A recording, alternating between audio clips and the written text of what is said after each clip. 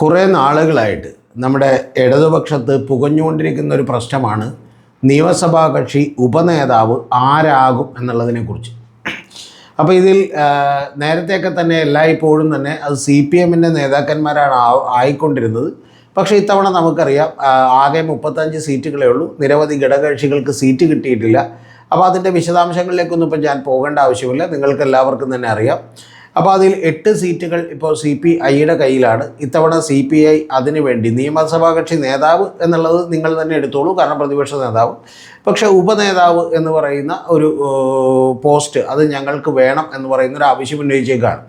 ഈ ഉപനേതാവ് എന്ന് പറയുന്നത് ഒരു എടുത്താൽ പൊങ്ങാത്ത പോസ്റ്റൊന്നുമല്ല. അതിന് യഥാർത്ഥത്തിൽ നിയമസഭയിൽ ആ കോംപ്ലക്സിൽ ഈ പറയുന്ന പോലെ ഒരു റൂം കിട്ടും. അത് തന്നെ കുറച്ച് നാളുകളായാലും അങ്ങനെ കൊടുക്കാൻ തുടങ്ങിയിട്ട് എന്നുള്ളതാണ് നമുക്കറിയാൻ കഴിയുന്നത്. അപ്പോൾ ഒരു ഓഫീസ് സ്പേസ് കിട്ടും എന്നുള്ളതിനും അപ്പുറത്തേക്ക് വലിയ പ്രാധാന്യമൊന്നുമില്ല. പിന്നെ ഒരു രണ്ടാമൻ എന്നുള്ളതിലേക്ക് പരിഗണിക്കപ്പെടും എന്നുള്ളതാണ് ഏറ്റവും പ്രധാനപ്പെട്ട കാര്യം. അപ്പോൾ ഇത് CPI വേണം എന്നുള്ളത് CPI കുറേ നാളുകളായി പറഞ്ഞുകൊണ്ടിരിക്കുകയാണ്. പലപ്പോഴും അത് CPIയുടെ നേതാക്കന്മാരും ബിനോയ് വിശ്വവും അതുപോലെ ഗോവിന്ദൻ മാഷും സംസ്ഥാന സെക്രട്ടറി ഗോവിന്ദൻ മാഷും ഒക്കെ ആയിട്ട് നിരവധി ചർച്ചകളൊക്കെ തന്നെ നടത്തിയിരുന്നു. പക്ഷേ ആ ചർച്ചകളൊക്കെ തന്നെ നടത്തിയെങ്കിൽ പോലും അതിലൊന്നും തീരുമാനമായിട്ടുണ്ടായില്ല. പക്ഷേ ഇപ്പോൾ ഈ കഴിഞ്ഞ ദിവസം പിണറായി വിജയൻ്റെ വാർത്താ സമ്മേളനത്തിൽ അദ്ദേഹത്തോടൊരു ചോദ്യം വന്നു. കാരണം നിയമസഭാ കക്ഷി ഉപനേതാവ് ആരായിരിക്കും എന്നാണ് ചോദിച്ചത്. അപ്പോൾ ആ ഉപനേതാവ് ഞങ്ങൾ തീരുമാനിച്ചിട്ടില്ല, അത് ഞാനൊരു എഴുത്തു കൊടുക്കേണ്ട ആവശ്യമേ ഉള്ളൂ. പക്ഷേ അങ്ങനെ ഞാൻ എഴുത്തു കൊടുത്തോളാം, നിങ്ങളതോർത്ത് ബേജാറാവണ്ട എന്നുള്ളതാണ് പിണറായി വിജയൻ പറഞ്ഞത്. കൂടാതെ അദ്ദേഹത്തോട് അപ്പോൾ അടുത്തൊരു ചോദ്യം കൂടി വന്നു. അടുത്ത ചോദ്യം വന്നത് അത് ആരായിരിക്കും എന്നുള്ളതാണ് ചോദിച്ചത്. അത് CPI ആയിരിക്കോ CPM-ൻ്റെ നേതാവായിരിക്കോ എന്നുള്ളത് ചോദിച്ചു. അപ്പോൾ ഉടനെ തന്നെ അദ്ദേഹം പറഞ്ഞത് എന്താ സംശയം, അത് CPM-ൻ്റെ നേതാവ് തന്നെ ആയിരിക്കും എന്നുള്ളത് 100% ഉറപ്പിച്ച് പറഞ്ഞു. കൂടാതെ അദ്ദേഹം വെള്ളാപ്പള്ളി നടേശനെ കൂടി തള്ളി പറഞ്ഞു. കാരണം CPM-ൽ ആരും തന്നെ മറ്റേ കുറുക്ക് വഴിയിലൂടെ നേതാവാകുന്നില്ല. അത് പറയാൻ കാര്യം NM ഷംസീർ കുറുക്ക് വഴിയിലൂടെ നേതാവായതാണ്, മോശപ്പെട്ട ആളാണ് എന്നുള്ള നിലക്ക് വെള്ളാപ്പള്ളി ഒരു പ്രസ്താവന നടത്തിയിരുന്നു. അതേ കൂടി അദ്ദേഹം തള്ളി പറഞ്ഞു. നമ്മൾ വീണ്ടും ഈ ഉപനേതാവിലേക്ക് തിരിച്ചു വന്നാൽ ഉപനേതാവിൽ അദ്ദേഹം വളരെ ദൃഢമായി കാറ്റഗോറിക്കലി അദ്ദേഹം പറഞ്ഞൊരു കാര്യം, അത് CPM-ൻ്റെ നേതാവ് തന്നെ ആയിരിക്കും, ഒരു സംശയവുമില്ല എന്നുള്ളത് അദ്ദേഹം എന്ത് ചെയ്തു, കൃത്യമായിട്ട് പറഞ്ഞു. അപ്പോൾ ഇത് പറഞ്ഞതിന് ശേഷം ഇപ്പോൾ CPIക്ക് അത് വലിയ വിഷമമുണ്ടാക്കി. അത് കഴിഞ്ഞ ഏതാനും മിനിറ്റുകൾ കഴിഞ്ഞപ്പോൾ തന്നെ ബിനോയ് വിശ്വം വന്നിട്ട് ഇതൊരു മര്യാദയല്ല, ഇത് അങ്ങനെ സംഭവിക്കാൻ ഞങ്ങൾ സമ്മതിക്കില്ല, അത് ഞങ്ങൾക്ക് തന്നെ വേണം, ഒരു തീരുമാനത്തിലേക്ക് എത്തിയിട്ടില്ല എന്നൊക്കെ അദ്ദേഹം പറഞ്ഞു. അപ്പോൾ അതിൻ്റെ പുതിയ ഡെവലപ്മെൻറ്റ്സ് എന്ന് പറയുന്നത് ഇന്നിപ്പോൾ രാവിലെ ആയപ്പോഴത്തേക്കും CPIയുടെ അഖിലേന്ത്യാ സെക്രട്ടറിയും അതുപോലെ തന്നെ CPM-ൻ്റെ അഖിലേന്ത്യാ സെക്രട്ടറി ആയിട്ടുള്ള MA ബേബിയുമായിട്ടും സംസാരിക്കും, D രാജീവ് MA ബേബിയുമായിട്ട് സംസാരിക്കുമെന്നും അഖിലേന്ത്യാ തലത്തിൽ തന്നെ ഈ പ്രശ്നം ടേക്കപ്പ് ചെയ്യുമെന്നും CPM-ൻ്റെയോ അല്ലെങ്കിൽ പിണറായി വിജയൻ്റെയോ ഈ പറയുന്ന നിലപാടുകൾ അംഗീകരിക്കാൻ കഴിയില്ലെന്നും ഈ രീതി ഞങ്ങൾക്ക് അംഗീകരിക്കാൻ കഴിയില്ലെന്നുമൊക്കെ പറഞ്ഞ് വലിയ പ്രശ്നമുണ്ടാക്കിയിരിക്കുകയാണ്. ഇതിൽ പിണറായി വിജയനെ ചൊടിപ്പിച്ചൊരു കാര്യമെന്ന് പറയുന്നത് കഴിഞ്ഞ ദിവസങ്ങളിൽ പല കാര്യങ്ങളിലും CPI എടുത്തിട്ടുള്ള ഒരു നിലപാടുണ്ട്. CPI ഇടതുപക്ഷത്തിൻ്റെ മൊത്തമായിട്ടുള്ള ഒരു പ്രശ്നത്തെ ഒന്നും അഭിമുഖീകരിക്കാൻ അവരൊരിക്കലും തയ്യാറായിരുന്നിട്ടില്ലെന്ന് മാത്രമല്ല, പലപ്പോഴും അവസരം കിട്ടുമ്പോൾ അത് അവസരങ്ങൾ ഇപ്പോൾ PMCയുടെ കാര്യത്തിൽ അവരുടെ ഭാഗത്താണ് ന്യായം, കാരണം അവരോട് ചോദിക്കാതെ ഒപ്പിട്ടത് ശരിയായില്ല. അതുപോലെ തോമസ് ചാണ്ടിയുടെ കാര്യത്തിലും അവർ തോമസ് ചാണ്ടി രാജിവെച്ചില്ലെങ്കിൽ ഞങ്ങൾ മന്ത്രിസഭയിൽ നിന്ന് വിട്ടുനിൽക്കും എന്ന് പറയുന്ന തീരുമാനമൊക്കെ എടുത്തിരുന്നു.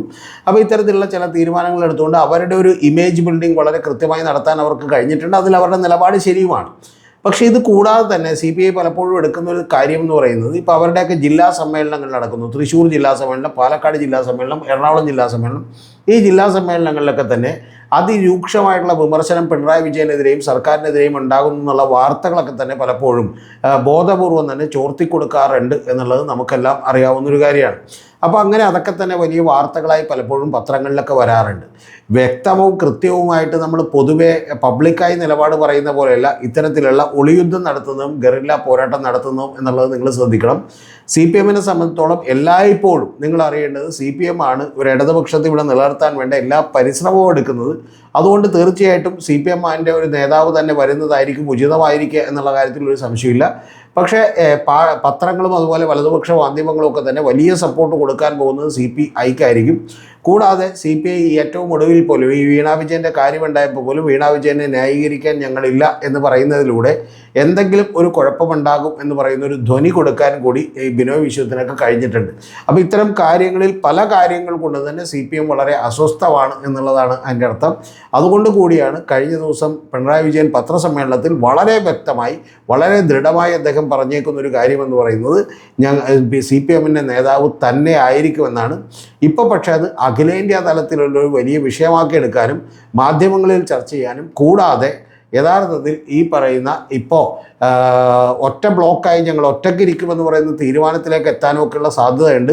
LDF ഇട്ടുകൊണ്ട് കുറച്ച് നാൾ ഒറ്റയ്ക്കിരിക്കും എന്നുള്ള ഒരു കാര്യമൊക്കെ വേണമെങ്കിൽ തീരുമാനിക്കാനുള്ള സാധ്യതയാണ്. അങ്ങനെ തീരുമാനിച്ചാൽ CPM സമ്മർദ്ദത്തിലാകുമെന്നുള്ളത് ശരി തന്നെ. പക്ഷേ ഇപ്പോൾ ഭരണത്തിലൊന്നും ഇല്ലാത്തതുകൊണ്ട് അത് അത്രത്തോളം വലിയ പ്രധാനപ്പെട്ട വിഷയമായി വരാൻ സാധ്യതയില്ല. പക്ഷേ ഇടതുപക്ഷത്ത് നിന്ന് തന്നെ പിണറായി വിജയനെതിരെയും CPM നേതൃത്വത്തിനെതിരെയും വലിയ വിമർശനമുണ്ട് എന്ന് പറയുന്ന ഒരു ആഖ്യാനം ചമക്കാനൊക്കെ അത് മാധ്യമങ്ങളെ സഹായിക്കും. അതുകൊണ്ട് തന്നെ അഖിലേന്ത്യാ അടിസ്ഥാനത്തിൽ ഇപ്പോൾ ചർച്ച നടത്താൻ പോവുകയാണ്. ആ ചർച്ചയിൽ എന്ത് തീരുമാനം ഉണ്ടാകും എന്നുള്ളത് നമുക്ക് കാത്തിരുന്ന് കാണാം. പക്ഷേ പിണറായി വിജയൻ്റെ ഇന്നലത്തെ ബോഡി ലാംഗ്വേജിലും അദ്ദേഹത്തിൻ്റെ ഉറച്ച വാക്കുകളിലും എനിക്ക് മനസ്സിലാവുന്നൊരു കാര്യം, അദ്ദേഹം ഒരു തീരുമാനമെടുത്തിരിക്കുന്നു. അത് പാർട്ടിയിൽ തന്നെ ചർച്ച ചെയ്ത് സെക്രട്ടറിയിൽ ചർച്ച ചെയ്തു കൂടിയായിരിക്കും. ആ ചർച്ച ചെയ്ത് തീരുമാനമെടുത്താൽ പിന്നെ അതിൽ നിന്ന് മാറുക എന്ന് പറയുന്നത് ഏറെക്കുറെ അസാധ്യമാണ്. അല്ലെങ്കിൽ കേന്ദ്ര നേതൃത്വത്തിൽ നിന്നോ പൊളിറ്റ് ബ്യൂറോയിൽ നിന്നൊക്കെ അത്രയും വലിയ ഇടപെടലുകൾ വേണം. അതിനുള്ള സാധ്യതകൾ കൂടി കുറവാണ്. പക്ഷേ CPI ഉയർത്തുന്നത് ഇതുപോലെ ചരിത്രത്തിലില്ലാത്ത വലിയ സമ്മർദ്ദം കൂടിയാണ്. ഉപനേതാവായി വരുന്നയാൾ ഇപ്പോൾ പ്രതിപക്ഷ നേതാവല്ലെങ്കിൽ അതിൻ്റെ പെർഫോമൻസ് കൂടി കാഴ്ചവെക്കേണ്ട ഒരാളാണ്. അത് യഥാർത്ഥത്തിൽ KN ബാലഗോപാലോ മുഹമ്മദ് റിയാസൊക്കെ ആയിരിക്കുന്നതായിരിക്കും നല്ലത്. അല്ലാതെ CPIയുടെ ഒരാളായാൽ അത്രയും ഭംഗിയായി അതൊക്കെ നിർവഹിക്കാൻ കഴിയും എന്ന് ഞാൻ വിചാരിക്കുന്നില്ല. പക്ഷേ ബാക്കിയുള്ളതൊക്കെ നമുക്ക് കാത്തിരുന്ന് കാണാം. എന്താണെങ്കിലും ഒരു തോൽവിക്ക് ശേഷം ഇടതുപക്ഷത്ത് കൂടി LDFൽ CPIയും CPMും കൂടി പിണക്കത്തിലാവാൻ മറ്റൊരു കാരണം കൂടി ഉണ്ടായിരിക്കുന്നു എന്നുള്ളതാണ് ഏറ്റവും പ്രധാനപ്പെട്ട കാര്യം.